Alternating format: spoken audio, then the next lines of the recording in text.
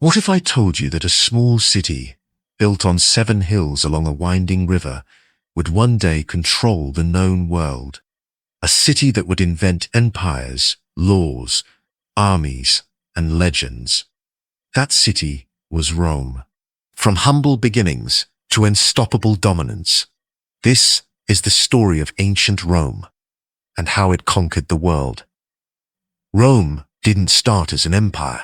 It was a cluster of villages, struggling for survival against neighboring tribes and the harsh Italian terrain. Legend tells of Romulus and Remus, twin brothers raised by a she-wolf, who founded Rome. But history suggests a more complex reality. Rome emerged as a unification of Latin communities, a city built for both defense and ambition. By the 6th century BCE, Rome was ruled by kings, but the Romans would not tolerate absolute monarchy for long. In 509 BCE, they overthrew their last king and established a republic, a system of government where citizens could vote, magistrates held power, and the Senate would guide the city's destiny. Fragile, yes, but ambitious enough to expand beyond imagination. Rome's early wars shaped the republic. It fought neighbors like the Etruscans and Samnite, but its real test came from across the sea. Carthage. The Punic Wars, a series of 3 brutal conflicts between Rome and Carthage, would define the city's rise. Hannibal, with his army and elephants, marched across the Alps, threatening Rome itself. Yet the Romans adapted, fought back, and eventually destroyed Carthage in 146 BCE, securing supremacy over the Western Mediterranean. Conquest brought wealth and internal strife. Rome's republic faced corruption, political rivalry, and social unrest. Enter Julius Caesar, a brilliant general whose campaigns in Gaul made him a hero, but also a threat. His crossing of the Rubicon River in 49 BCE wasn't just a military move. It was a declaration of civil war. Caesar triumphed, and the Republic's fragile system began to crumble. Assassinated in 44 BCE, Caesar's death plunged Rome into chaos. Yet, from the chaos rose Octavian, later Augustus, the first emperor of Rome. Under his rule, the Roman Empire transformed. Rome wasn't just a city anymore.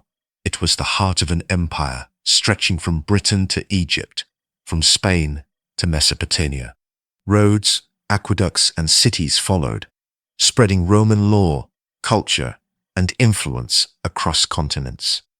The empire endured through brilliant emperors like Trajan, who expanded its borders, and Marcus Aurelius, the philosopher king. Yet it also faced tyranny, decadence, and betrayal. Rome's military might was unmatched, but the empire was fragile, built on conquest, wealth, and the loyalty of its legions. Even as the Western Empire faltered, Rome's legacy lived on. The Eastern Empire, centered in Byzantium, thrived for another 1,000 years. Roman law, engineering, and culture became a foundation of modern Europe. Latin evolved into the languages we speak today, and the concept of governance, citizenship, and civic duty still echoes in our institutions. By 476 CE, the Western Empire fell, overrun by invading tribes. But Rome's story didn't end with collapse. Its influence had already conquered something far greater than territory. It conquered time itself. History remembers Rome not just for its armies or emperors, but for its ideas, its innovations, and its enduring spirit. Today, every road we travel, every courthouse, every republic, or democracy owes something to Rome. From its modest beginnings to its empire-spanning glory, Rome shows us that ambition, resilience, and vision can shape the world and echo through history long after empires fall. So, The next time you walk through ruins or study maps of empires past, remember, Rome didn't just conquer lands, it conquered imagination. It taught us how power, innovation, and culture intertwine to change the world forever. Rome's story is not just history. It is a testament to what humans can achieve, how cities can rise from obscurity, and how even legends born of myth can leave footprints on reality. This was Rome, the eternal city, the empire that shaped civilization. And its story is far more than a tale of conquest. It is the story of humanity itself.